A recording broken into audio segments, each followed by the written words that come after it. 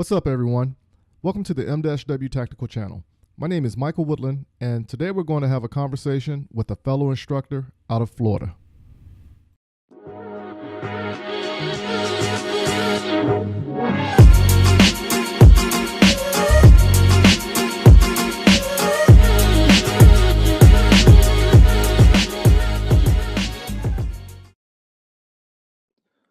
What's up, good people? Today, I decided to take a break from product reviews and do an interview with a fellow instructor out of Florida who is still in the military. So if you know me, you know how I feel about people in the military. So I want to introduce everyone to Avery Skip Alice, also known as Skip. How you doing today, Skip? I'm great. How are you? I'm doing great. You actually like one of my photos or a video clip that I put on Instagram. And then because it was a new name, I decided to reach out and saw that you was an instructor. So I was like, hey, let me figure out what all this is about. And like I said, I like to talk to everybody in the firearms community, especially instructors. So I reached out to you and said, hey, would you like to do an interview? You said yes. So here we are. Thanks for having me. Hey, no problem. No problem. So can you tell me a little bit about yourself and what got you into firearms? I am a 33-year-old female who recently found my calling in instructing in the civilian sector. Initially, I had no idea that I would have even been into firearms because I didn't grow up around firearms. But about my 4.5-year mark in the military, I wanted a challenge, and so I decided to cross over and to become a firearms instructor. Okay. So now, when that aha moment hit you, what was the spark that you said, I'm going to instruct people? So initially, I started in the military, and the military, they groom you to instruct and to gunsmith. And so I have a private audience of military members. But when it came to the civilian sector of it, I saw that there wasn't a lot of quality instruction out there, and I couldn't really complain about it. I needed to actually make a change. I can relate to that because that's the same thing I stated, because I noticed a lot of people who was getting into firearm instruction, they were just regurgitating what other people were saying, and a lot of myths that was out there. I know by me being in the Army, it was more like do it to prove it wrong or prove it right. And it was a couple things I've done, and I was like, okay, well, let me go ahead and just start instructing. And of course, by being a drill sergeant and everything else, instruction came easy for me. So yeah, I mean, I totally understand what you were saying. So have you ever ran into any roadblocks from students attempting to discredit you by being a female that is a firearm instructor? I ran into that on the civilian sector, not as much. I've only been teaching in the civilian sector for about 8 months now, and I do have a few people who will ask, hey, can I speak to the instructor? And I'm like, no, I'm the instructor. And they're like, no, you're the spokesperson.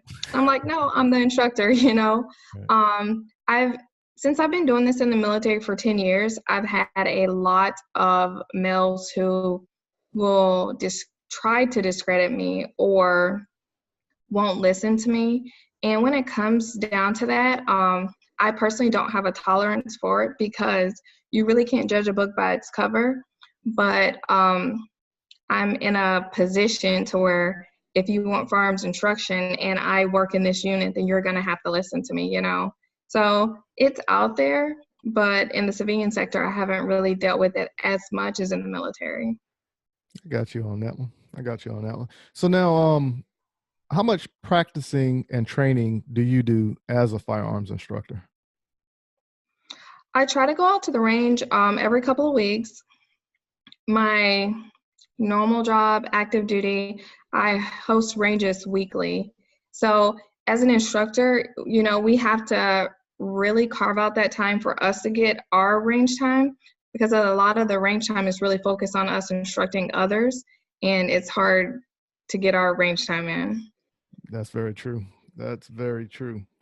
So, how did the school shootings there in Florida affect you as a mother, as a military member, and your community as a whole? First, I'll say how it affected me as a mother, because as a mother, I have 2 children, and they are, well, elementary and middle school. But, for it to be so close to home and to know that that could have literally been my children's school, it scared me. I do talk to my children about gun safety, but as a community member, that's when it really hit me to where I needed to be a part of the change. I needed to provide quality instruction just because the world's not getting any safer, and I really can't complain about it if I'm not going to make a difference. True. That's a very true statement. So, to give everybody a little background about you, you've been instructing firearms now for over 10 years. Now, is that just handgun, or is it just rifle, or is it a combination of both? It's a combination, pistols, rifles, heavy weapons, you name it, like we've pretty much done it. I got you. Got you. All right. So now you're still in the military, which is you're in the Air Force, still active duty. Yes. All right. And some of your accolades are you went through a series of armors courses. You're like the golden unicorn in the gun world, especially being on the range. So would you like to talk a little bit about the armors courses that you went through? It's always nice to go through those additional courses because you can learn it straight from the horse's mouth, right? So going to SIG and kind of getting either it be a backstory, or when I went to SIG, I actually did a private course as well, to where we just did drawing from concealed, one-handed, and the armors course. So, you get to have them show you how to do certain things, and you get to work on all the different models that they have. And if I only have one model in my inventory, then I only get to work on that one model, or get the knowledge on that one model. But when you go to those additional courses, you're able to talk with the manufacturer's reps, and you're able to see all the different models that they have in stock. So, you get a lot of experience working on different weapon systems. Okay. Now, have you given a class and somebody's firearm went down and then that expertise kicked in for you? Yes. So how did that moment go? That happens. I don't want to say it happens often, but it does happen, where you're out on the firing line and a weapon goes down. And it's nice to be able to take a moment, step back, and work on the firearm and just get it back into service versus having to give them a different firearm. Got you. Got you. All right. So now some of the classes you went to was T1G and JTM out in Vegas. So how often do you actually look for firearms training outside of what you instruct and from the military?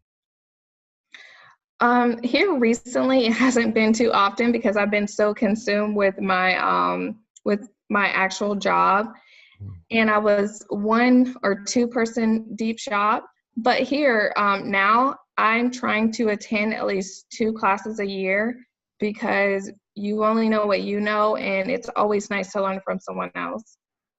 Yeah, I'm the same way. Whereas every year I try to go to at least 3 different instructors just to open up my mind to, okay, I've slipped on this or I forgot about that. Because, Yeah, it's all about going back to the basics, if you ask me personally. absolutely. All right. So now, something I've been doing now for over 2 to 3 years, and I really enjoy it. And you just started this maybe about a month ago. How is the world of podcasting treating you? Podcasting is going well. I have a new respect for podcasters. I love podcasts. I will consume podcasts at work. I will listen to them on my way to work. Even my children, they know in the car we're going to listen to a podcast, right?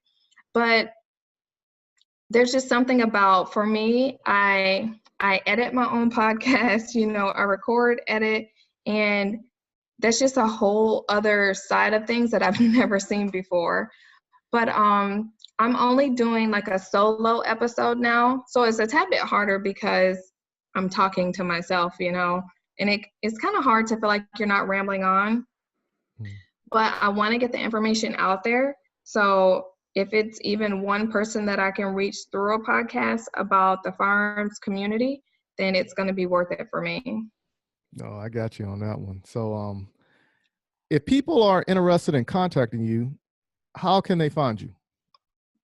They can always go to my website, which is skipstacticalsolutions.com. And from my website, you can find my Facebook and my Instagram. And my Facebook and Instagram are both Skips Tactical Solutions. And I'm pretty active on both of the platforms. And I try to post a lot. And if they have any questions, they can always contact me by Gmail as well, which is skipstacticalsolutions@gmail.com. Okay. Do you have anything coming up within the next month or so, whereas people can contact you if they want to get training or anything of the such?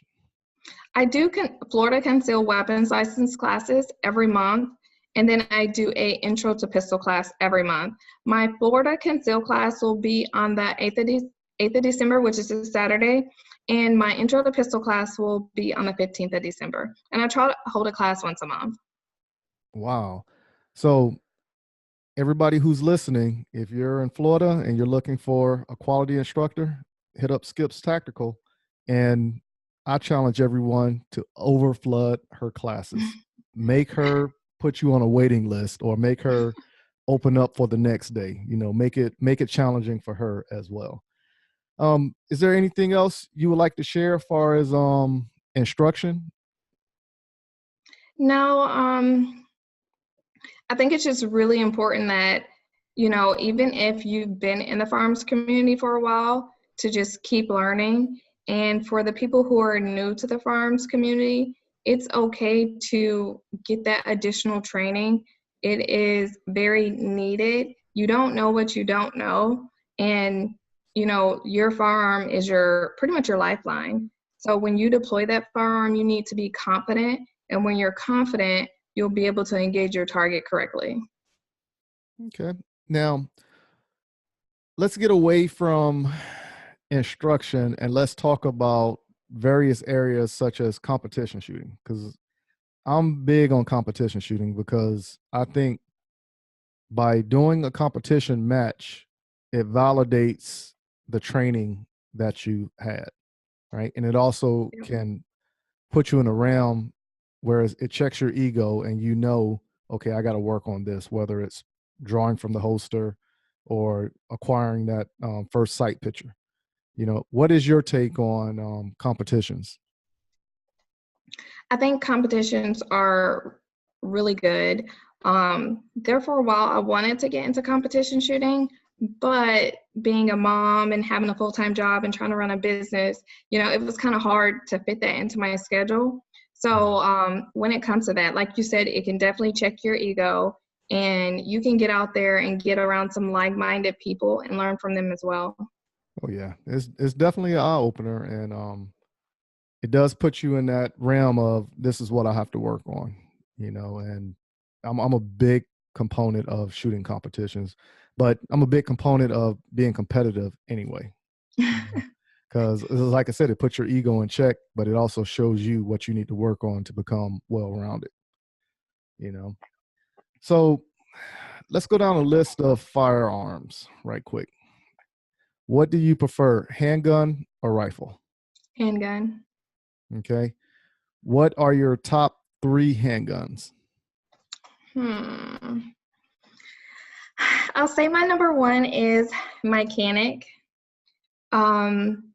I know a lot of people really don't know about Canic. I think it's kind of one of those hidden gems that are out there. You can get an affordable firearm, and it's going to be a quality product coming out of the box, My Glock 43 is my everyday carry. So I'm pretty partial to Glock, Okay. And then I've been carrying the SIG P365 here recently, and I gotta say it's a pretty good carry. Okay. So now between the SIG and Glock, which one would you prefer? Or between the two, which one is close to being perfect in your opinion? Oh man. um, I'll say my 43 has some upgrades, and I do prefer my 43. So I have to go with the 43.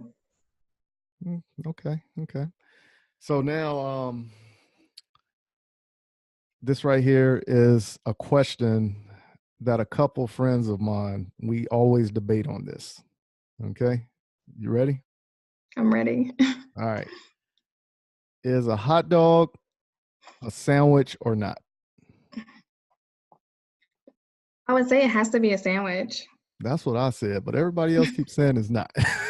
because it's meat inside bread, Exactly. right? It makes sense. But everybody keeps arguing that it's not. All right. So once again, how can the people out here in podcast land find you? My podcast is on all major platforms, and you just have to look up Skip's Tactical Solutions and you will find it. Okay. So, like I said, we want to welcome Avery Skip Alice, also known as Skip, and she's a firearms instructor out of Florida. So if you haven't done so, go check out her website and hit her up on Instagram, hit her up on Facebook. Just hit her up, right? Get some training, go see her. And do you do any traveling far as instruction? I do travel, and for the group, there just has to be a certain amount of people, and it depends on what kind of course they're looking for, and I can travel for a class. All right, so there you have it, people. If you want quality training to come to your area, hit up Skip and she'll come to you. That simple. All right. So until next time, and we will have you back here in a few months to do a follow-up with you. But thank you for coming on to the show, and we're looking forward to the next conversation. Thanks for having me. No problem.